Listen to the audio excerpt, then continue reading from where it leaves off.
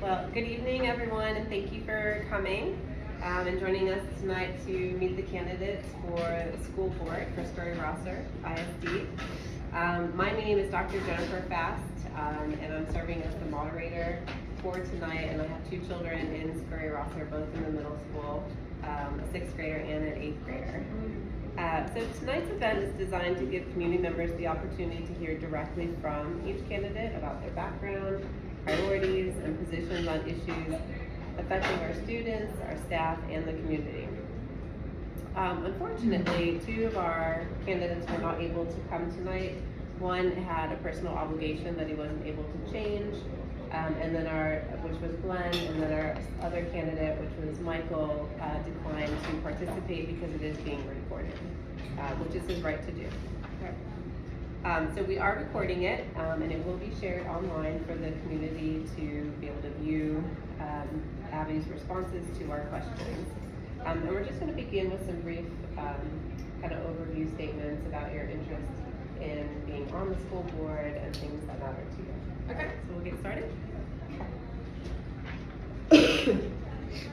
Sorry for the coughing. All right. So Abby, tell us what motivated you to run for school board.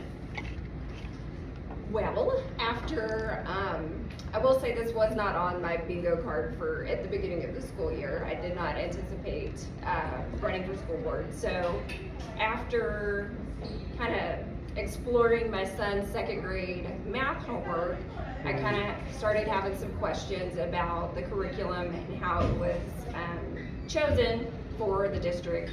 I'm the kind of person that wants to understand the process of how we got there. And so I was kind of seeking just a little bit better understanding. So I had some questions for the teachers, for the principals, for the curriculum director, for the superintendent, which led me to speaking at the school board meeting in October. And the more I found out about the curriculum and the process, the more questions I had. So I'm just kind of seeking some understanding. And I think a lot of the answers come in closed sessions with the school board, and I kind of think that's more information that the public needs to hear. Okay, thank you. How do your personal values align with the mission of our district? So the mission of the district is to prepare students to be passionate learners, influential leaders, and to strive for excellence. The passionate learner resonates with me because I think students need to be able to have the confidence and have the curiosity to come up with their own opinions, be able to look at a problem, figure out how to solve it, and to be leaders. That looks different for different people. So some of it, being a good leader, may be stepping up and showing others, hey, this is the way we do it, or it could just be simple as listening to others' problems. So I think I can resonate with both of those. Okay, awesome. And what does student success mean to you, and how should it be measured? So student success is measured differently for different students. Not all students are going to be on the same level. So it's, I think, being different for every child, but we need to measure growth. Like, we need to go towards the same goal, but it's going to look different for every child. They need to, basically everybody's path is going to look different to try to get to the same goal. So I don't necessarily think that standardized testing is going to be the answer for all of that. I think it's a good measurement, it's a good tool to use, but it shouldn't be the only reason why kids are going to school. Okay, all right. So we're going to move into the prepared questions. Okay.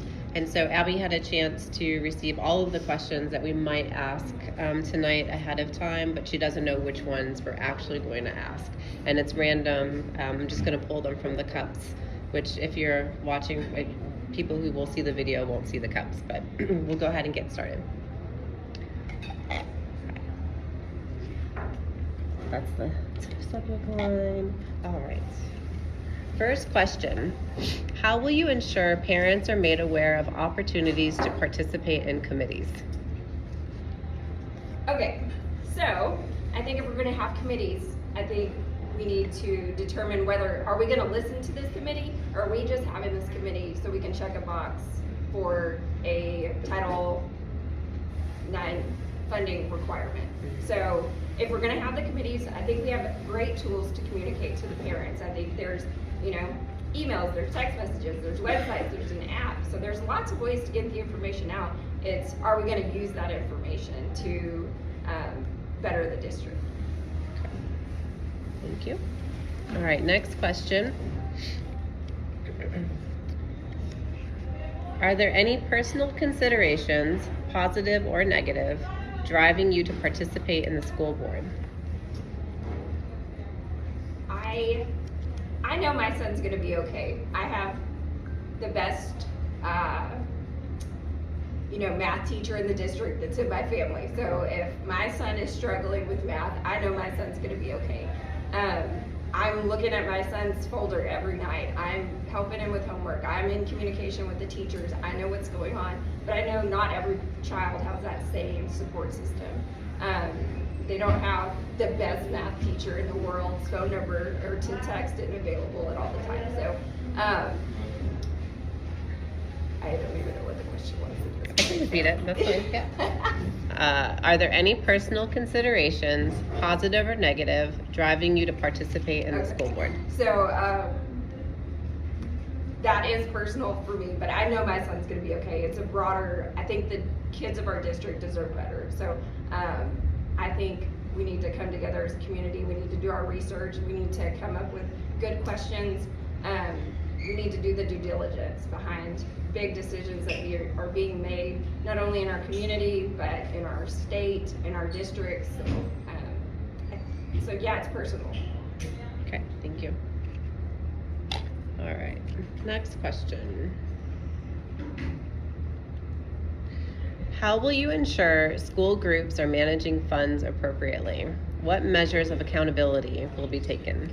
Okay, so are we talking about like the boosters, I just want to get some clarification, like PTO, like the extras? Yes. Okay, I think we need to have standardized bylaws for each one of those groups. I think we need to have standardized ways of the treasury of each of those groups. I think each year they need to meet with the school board and say, hey, here's our goals for the year. Here's how we are planning to get there. But I think we need to unify. If we're gonna allow those groups to use our facilities, we need to have some standards that they abide by as well. Okay. All right, what's our next question here?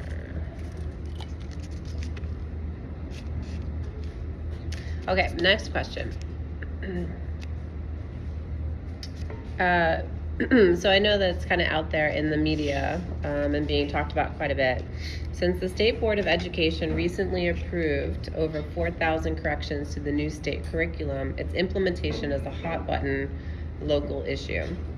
Do you support the adoption of the state's Bluebonnet learning curriculum in our schools, particularly given the recent debate over its religious content and the high volume of factual corrections required by the state? I am not necessarily a supporter of Bluebonnet. I think it has some good aspects. I think we need to lean on our teachers that are experts. Most of them have been doing this for decades, and we need to rely on them to be able to make decisions what's best for the students that are in their classrooms. So when it comes to the mistakes, I did reach out to the Board of Education's chair of instruction. Her name is Dr. Aubrey Young. She's over District 8. We are currently in District 9. And I asked her about the mistakes, and she responded. She did say that you have to realize that there's a teacher's edition of these workbooks, there's students, there's several different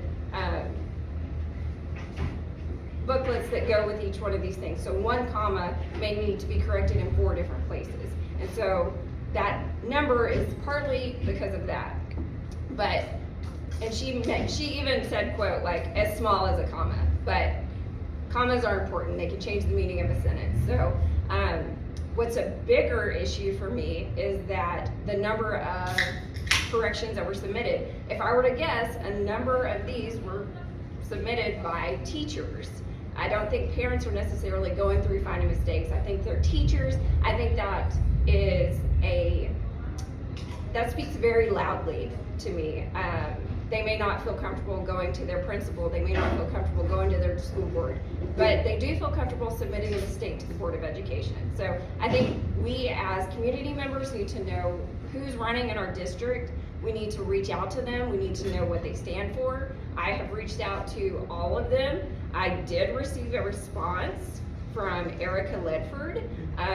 She is one of the candidates. I did not receive, I reached out to him twice. Kason Huddleston, I did not receive a response from. So that speaks volumes to me. So I know who I'm voting for, and I think we all need to do our due diligence and find out what we're voting for instead of just picking a party. Okay.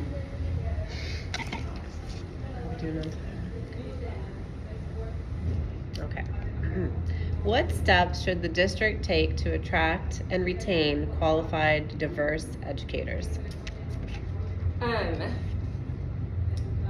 think the important word there is retention. It's a whole lot easier to keep a good teacher than it is to find a good teacher.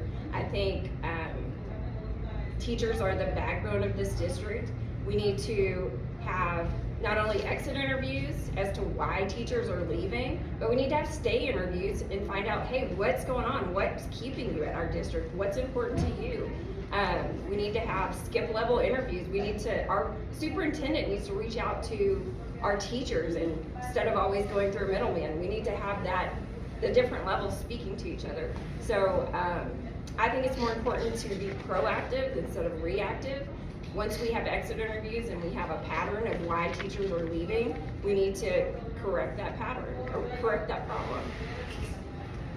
I'm curious, are you aware that the state is currently facing a record 12% rate of uncertified teachers in our schools? I am aware, yes. Do you have any thoughts about that? I think a lot of it is hidden under the District of Innovation. It sounds really great, but the more you dig into it, the more I have a lot of questions regarding the District of Innovation and what that really means. But I love that we're giving opportunities to people to get certified, but we need to have a plan and they need to have a pathway to getting certified. We need to, if they're a first year teacher, I think we need to monitor that closely. We need to have mentors in place and have steps in place to make sure that the children in that classroom are still getting what they need. Doing okay? Need water? Need a drink? It's hard when you're the only one talking. Good. Rapid fire questions. All right. Okay. What strategies would you support to close achievement gaps across student groups? I'm gonna have to, that's a teacher. The teachers are gonna know their students, they're gonna know what's best for their students. So I would defer to the teachers that are in that classroom with those students each and every day. So there's intervention, and if it's identified early, I think we can put steps in place to make sure those gaps are closing. Okay.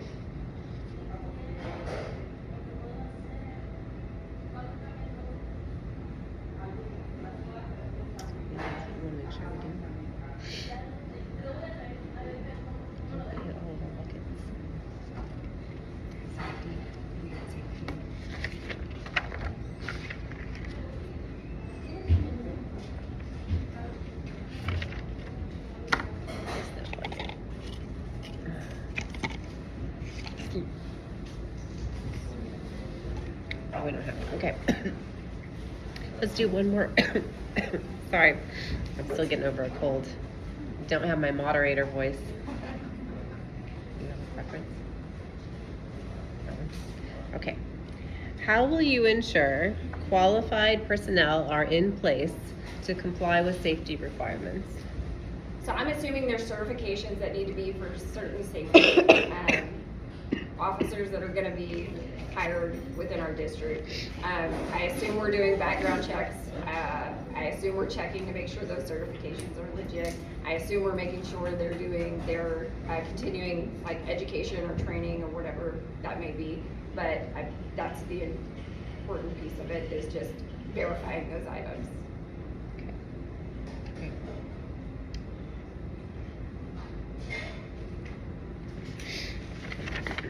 Can you give an example of a time when you changed your mind on an issue after learning more? Okay, so when you hear about the SAVE Act, you think, oh, that sounds great. But we want to make sure there's legal people voting. And then when you dig into it, let me get out, I wrote a stat down for that one.